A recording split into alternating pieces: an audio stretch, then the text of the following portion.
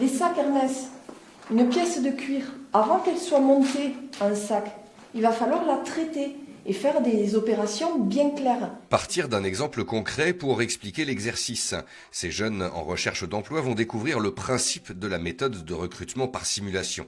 Grâce à cet outil, ils vont découvrir leurs aptitudes pour prétendre ensuite à postuler. Au départ, la méthode de recrutement par simulation est basée sur mes compétences, mes habiletés, et on ne regarde pas le diplôme et l'expérience de la personne. C'est-à-dire que même sans diplôme, même sans expérience, j'ai quand même des habiletés, à moins de les connaître, afin de pouvoir les proposer au mieux aux entreprises. Donc un des exercices, la question du soudeur. Le but de l'exercice, il est simple, je prends cet outil, je me positionne ici, et le but est de tracer un trait comme si j'effectuais une soudure entre deux morceaux de tôle. Nous partons donc du principe que pour trouver un soudeur, la personne qui est capable sur cet exercice de faire des traits droits, si on le forme après avec une formation de soudure adaptée, il pourra devenir un bon soudeur. L'exercice fait ses preuves. L'an dernier, sur le Cher, 300 embauches ont été conclues grâce à la méthode. Tout nouveau recrutement est initié à la base avec nos collègues des services entreprises qui sont en relation quasi quotidienne avec les entreprises qui, au fur et à mesure des recrutements,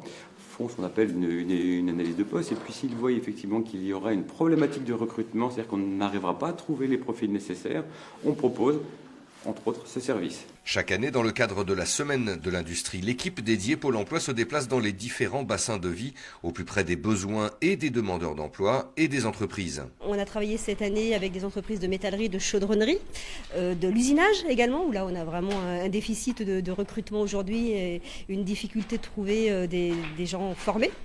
Et on va prochainement aussi visiter de la construction de fenêtres.